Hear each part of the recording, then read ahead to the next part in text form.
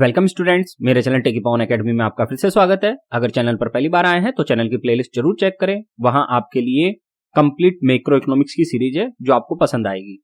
आज हम देखने वाले हैं meaning and types of variables. Variables क्या होते हैं, कॉन्स्टेंट्स क्या होते हैं, पैरामीटर्स क्या होते हैं, अजम्पशंस क्या होती है, फंक्शनल रिलेशनशिप क्या होती है। ये हम 5 बड़े टॉपिक देखने वाले हैं। और वेरिएबल्स में टाइप्स ऑफ वेरिएबल देखेंगे हम, dependent variable, independent variable, endogenous variable, exogenous variable, stock variable और फ्लो वेरिएबल। तो ये सारा कंटेंट आपको इस एक वीडियो में देखने को मिलेगा। ये है हमारी मैक्रो इकोनॉमिक्स की सीरीज। तो चलते हैं वीडियो पर। सबसे पहले हम देख लेते हैं मीनिंग ऑफ वेरिएबल। वेरिएबल क्या होते हैं उसको हम क्लियर कर लेते हैं। Variable is an element whose value can change in a certain time period. ऐसा एलिमेंट जिसका सर्टेन टाइम पीरियड में वैल्यू चेंज हो सकता है, उसी को हम वेरिएबल कहते हैं। कोई भी एलिमेंट जो चेंज होता रहता है उसी को हम क्या कहते हैं, variable. Each variable is expressed by a certain sign. और जो भी वेरिएबल होता है उसको हम एक सर्टेन साइन के द्वारा उसको शो करते हैं, एक्सप्रेस करते हैं। प्रत्येक वेरिएबल का एक साइन होता है। For example, income is expressed by Y, savings by S, consumption by C etcetera. जैसे इनकम को किससे एक्सप्रेस करते हैं हम, y वेरिएबल से, सेविंग को हम s वेरिएबल से और कंजप्शन को हम किससे शो करते हैं, c वेरिएबल से। फिर आगे देखते हैं। अब हम देख लेते हैं हमारे टाइप्स ऑफ वेरिएबल। हम एक एक करके देखेंगे इनको टाइप्स को। तो पहले हम डिपेंडेंट और इंडिपेंडेंट वेरिएबल देखेंगे। तो देखिए सबसे पहले टाइप्स ऑफ वेरिएबल में पहला डिपेंडेंट वेरिएबल। डिपेंडेंट वेरिएबल क्या होता है देख लीजिए। Dependent variable is a variable whose value depends on change in the value of other variables।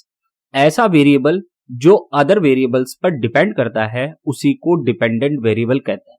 Depend मतलब ये किसी और पर डिपेंड कर रहा है चेंज होने के लिए। For example, consumption variable depends on income variable. जैसे कंजप्शन किस पे डिपेंड करता है, इनकम पे। डिपेंडेंट वेरिएबल कौन है, कंजप्शन है। और जो इंडिपेंडेंट वेरिएबल है वो क्या है, इनकम है।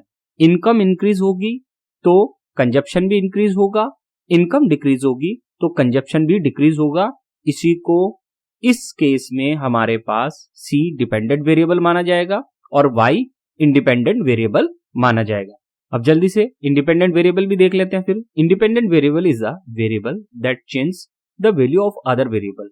जैसे मैंने कहा, ऐसा वेरिएबल जो किसी और वेरिएबल में चेंज लाता हो उसी को हम क्या कहेंगे, independent variable. For example, the consumption variable change due to change in income variable. अभी अभी हमने देखा कि C is the function of Y है, तो Y इंक्रीज होता है तो क्या होता है, C भी इंक्रीज होता है। इसका मतलब चेंज किस में हुआ, Y में। और डिपेंडेंट वेरिएबल कौन है, C।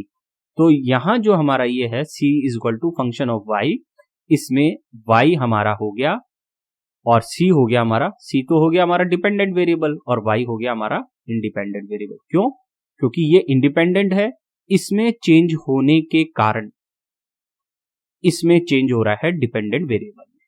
ठीक है, फिर आगे देखते हैं। थर्ड है हमारा एंडोजीनियस वेरिएबल। तो ये देख लेते हैं। Endogenous variable is also known as internal variables. Endogenous variable को ही हम इंटरनल वेरिएबल कहते हैं क्योंकि ये मॉडल के अंदर से डिटर्मिनेशन होता है इनका। This refers to variables which are the inner elements of the economic model and which are determined from within that model। जैसे कि मैंने बताया, जो इंटरनल वेरिएबल है या एंडोजीनियस वेरिएबल है वो किसी इकोनॉमिक मॉडल के अंदर से डिटरमाइन होते हैं और अंदर से ही उसको इंप्लीमेंट किया जाता है। जबकि सच एज, देखिए, such as production, employment, income level, savings, investment, consumption, ये सब क्या है, ये है एंडोजीनियस वेरिएबल या इंटरनल वेरिएबल्स जो मॉडल के अंदर होते हैं और उसी पे ये ऑपरेट होते हैं। अब देखो एक्सोजीनियस वेरिएबल, देखो 4th नंबर पे। Exogenous variable is also known as external variable. Exogenous variable को हम क्या कहते हैं, एक्सटर्नल वेरिएबल। क्यों, क्योंकि ये मॉडल के बाहर से डिटरमाइन होते हैं और ये मॉडल को अफेक्ट करते हैं। This refers to variables which are external elements of the economic process and which are determined from outside that model. जैसे मैंने बताया कि ये जो होता है एक्सटर्नल वेरिएबल, एक्सोजीनियस वेरिएबल, ये इकोनॉमिक प्रोसेस में आउटसाइड वेरिएबल होता है और ये मॉडल को क्या करता है, ये मॉडल को इफेक्ट करता है, such as population size, structure of population, population growth, technological changes, inventions, imports, exports, ये सब क्या है, एक्सोजीनियस वेरिएबल। यहां आप देखेंगे C is equal to C bar plus V Y, ये क्या है, C इज इक्वल टू, देखिए C is equal to C bar plus B Y. यहां आप देख सकते हैं C बार है ऑटोनोमस कंजप्शन, ठीक है, और बी वाई क्या है, बी वाई है induced consumption, INDUC, induced consumption, ठीक है। तो ये जो है बी तो है इंड्यूस्ड, बी वाई तो है इंड्यूस्ड कंजप्शन, तो ये तो है, देखिए यहां तो ये इनकम से क्या हो रहा है, डिटरमाइन हो रहा है, तो ये तो हो गया हमारा एंडोजीनियस, क्योंकि ये मॉडल के अंदर है। जबकि ये वाला जो है कंजप्शन, ऑटोनोमस जो कंजप्शन है, वो मॉडल के बाहर से प्रभावित हो रहा है, अफेक्ट हो रहा है, किससे, जैसे पॉपुलेशन हो गई हमारी, वो इसके ऊपर इफेक्ट डालती है। तो पॉपुलेशन किसी भी मॉडल का इंटरनल मैटर नहीं होता, ये एक्सटर्नल मैटर है। इस कारण से हम जो ये होता है ऑटोनोमस कंजप्शन, उसको क्या कहते हैं, एक तरह से हम इसको कहते हैं एक्सोजीनस वेरिएबल, और ये हो गया हमारा एंडोजीनस वेरिएबल, क्योंकि ये इनकम से रिलेट कर रहा है। तो इस तरह से C is equal to C bar plus B Y, C क्या होता है, ऑटोनोमस कंजप्शन और इंड्यूस्ड कंजप्शन का समेशन होता है, एडिशन होता है। फिर उसके बाद देखते हैं फिफ्थ नंबर का स्टॉक वेरिएबल। तो स्टॉक वेरिएबल में क्या हो रहा है, देखिए, stock variable refers to the variable which is measured at a certain point of time. ऐसा वेरिएबल जो एक सर्टेन पॉइंट ऑफ टाइम पर कैलकुलेट हो, उसे हम स्टॉक वेरिएबल के नाम से जानते हैं। It does not have a time period, और इसमें किसी भी प्रकार का कोई टाइम पीरियड नहीं होता है, फिक्स टाइम होता है। जैसे लाइक मंडे क्या है, मंडे एक स्टॉक वेरिएबल है, 9 PM मैंने फिक्स कर दिया 9 PM, तो ये भी स्टॉक में आएगा। 21 जुलाई 2020, ये भी क्या है, स्टॉक वेरिएबल।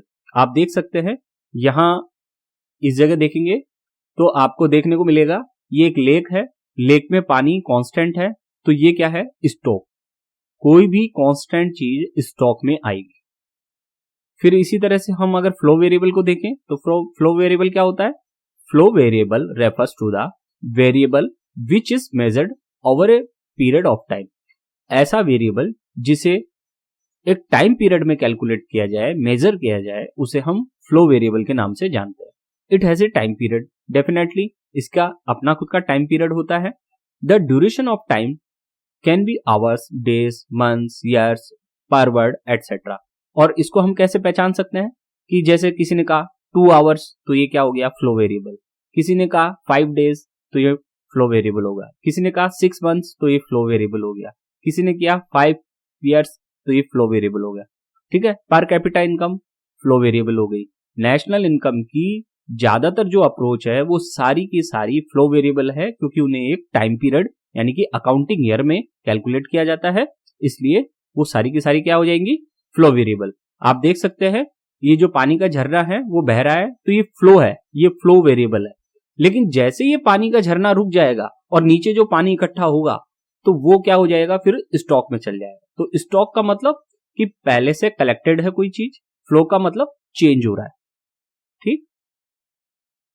अब आगे देखते हैं 7 नंबर कॉन्स्टेंट्स। कॉन्स्टेंट्स क्या होते हैं, देखिए, constant is an element whose value is constant. Simple सी बात, ऐसा एलिमेंट जिसकी वैल्यू कॉन्स्टेंट है उसे हम कॉन्स्टेंट्स कहते हैं।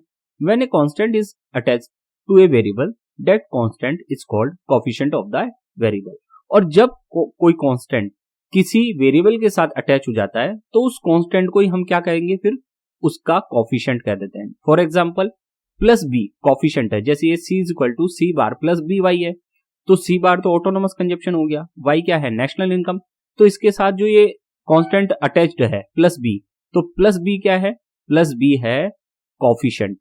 ये क्या है, कोएफिशिएंट है किसका, इनकम वेरिएबल का। अब देखते हैं 8 नंबर पैरामीटर्स। पैरामीटर क्या होता है, parameter is a sign whose value is constant for a particular problem. कोई पर्टिकुलर इकोनॉमिक प्रॉब्लम के लिए कोई ऐसी वैल्यू जो कांस्टेंट हो, उसको हम पैरामीटर कहेंगे। Hence it is also known as parameter constant, और इसी कारण से इनको पैरामीटर कांस्टेंट के नाम से भी जाना जाता है। For example alpha, beta, gamma, ये इकोनॉमिक्स में पैरामीटर कांस्टेंट के रूप में यूज किए जाते हैं। आपने बड़ी क्लास में जाएंगे तब आप ये देखेंगे Q is equal to AL alpha K beta. ये एक प्रोडक्शन फंक्शन है। और कौन सा प्रोडक्शन फंक्शन है ये कॉफ डगलस प्रोडक्शन फंक्शन के नाम से जाना जाता है, जिसमें Q क्वांटिटी है, ठीक है, L का मतलब लेबर होता है, K का मतलब कैपिटल होता है, और अल्फा और बीटा इसकी पावर्स होती है। तो यहाँ अल्फा और बीटा L की पावर और K की पावर है, जो कि पैरामीटर कांस्टेंट है।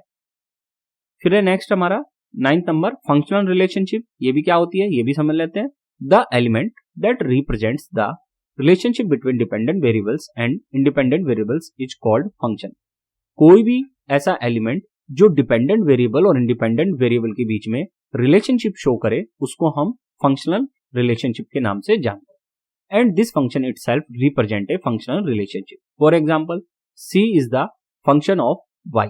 तो यहाँ F क्या है, फंक्शनल रिलेशनशिप को शो कर रहा है किसके बीच में, कंजप्शन और नेशनल इनकम के बीच में।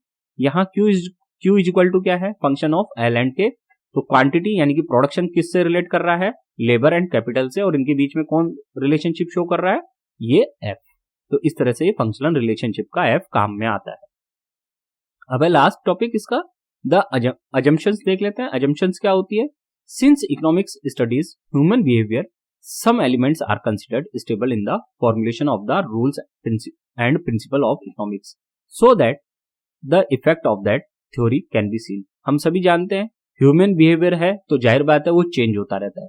ह्यूमन बिहेवियर हमेशा चेंज होता रहता है, और जब हम इकोनॉमी में ह्यूमन बिहेवियर का स्टडी करते हैं तो अगर हम उस चेंज बिहेवियर को स्टॉप नहीं करेंगे किसी लेवल पर तो हम उस मॉडल का स्टडी नहीं कर पाएंगे। तो इसलिए किसी मॉडल की स्टडी करने के लिए, किसी थ्योरी की स्टडी करने के लिए और उस थ्योरी को अप्लाई करने के लिए हम क्या करते हैं, कुछ एलिमेंट्स को कांस्टेंट मान लेते हैं, उसी को अजम्पशंस कहा जाता है। These considered elements are called assumptions. For example the whole microeconomics is based on the belief that other things remain the same. हम सभी जानते हैं कंप्लीट माइक्रोइकोनॉमिक्स में एक अजम्पशंस ली हुई है, कौन सी, other things remain the same. अब हम इसको डिमांड के उसमें देख लेते हैं रोल में। हम सभी जानते हैं डिमांड फंक्शन क्या होता है, dx is the function of px, pc, ps, t, y etcetera. ये होता है हमारा डिमांड फंक्शन, जिसमें से ये सारी चीजें क्या होती है, इसको कहते हैं हम other things being equal, other things being equal, ठीक है। इसको हम क्या कहेंगे, अदर थिंग्स बीइंग इक्वल, यानी कि हमने इनको क्या मान लिया है, कांस्टेंट। अब ये क्या क्या है देख लीजिए आप। dx का मतलब होता है demand for x commodity, f का मतलब होता है फंक्शन, px का मतलब है price of X commodity, pc का मतलब होता है price of complementary goods, ps का मतलब होता है price of substitution goods, t का मतलब होता है टेस्ट, y का मतलब होता है कंज्यूमर की इनकम, और एटसेट्रा में कई और वेरिएबल्स आ जाते हैं। जब हम डिमांड थ्योरी को स्टडी करते हैं, डिमांड थ्योरी का, तो हम क्या करते हैं, ये सारे के सारे है ना, दिख रहे हैं ये सारे के सारे, इन सबको हम क्या मान लेते हैं, कांस्टेंट मान लेते हैं, और इसी को अदर थिंग्स बीइंग इक्वल का हमने नाम दिया। और इनको कांस्टेंट मानने के बाद हमारा dx क्या बन जाता है, dx is the function of px बन जाता है एक तरह से। इट मींस प्राइस और डिमांड में कैसा रिलेशनशिप हो जाता है, negative relationship. Negative relationship, negative का मतलब प्राइस इंक्रीज होगी तो डिमांड डिक्रीज होगी, और प्राइस डिक्रीज होगी तो डिमांड इंक्रीज होगी। लेकिन ये रिलेशनशिप कब लागू होगा, ये रिलेशनशिप जब हम अदर थिंग्स को कांस्टेंट मान लेंगे, रिमेनिंग द सेम मान लेंगे। तब अगर अदर थिंग्स में कोई भी चेंज हो जाएगा तो ये जो रिलेशनशिप है, नेगेटिव रिलेशनशिप, ये डिस्टर्ब हो सकती है, और ये जो theory of law of demand है ये हो सकता है ऑपरेट ना हो। तो इसी कारण से हम अलग अलग केस में अदर थिंग्स को क्या मान लेते हैं, सेम मान लेते हैं, और इसी के बेस में हमारी ये अजम्पशंस होती है। स्टूडेंट्स, मेरे दो चैनल हैं, एक है टेकीपावन एकेडमी, दूसरे का नाम है इंफॉर्मेशन टेक्नोलॉजी सेंटर। यूट्यूब के हैं दोनों चैनल। टेकीपावन एकेडमी पर आपको सारा एजुकेशनल कंटेंट मिलेगा इकोनॉमिक्स के बारे में, और इंफॉर्मेशन टेक्नोलॉजी सेंटर पर आपको share market, NPS, CCS NPS rules, PPF, fixed deposit schemes, gold investment schemes, SBI schemes, post office की स्कीम्स, एमएस एक्सेल की मास्टर सीरीज, कंप्यूटर और मोबाइल के सॉल्यूशंस, और बेस्ट इन्वेस्टमेंट प्लान की 100% सही और संपूर्ण जानकारी मिलेगी, तो आप मेरे दोनों चैनल जरूर सब्सक्राइब कर लें। आज का पूरा वीडियो देखने के लिए आपका बहुत बहुत धन्यवाद।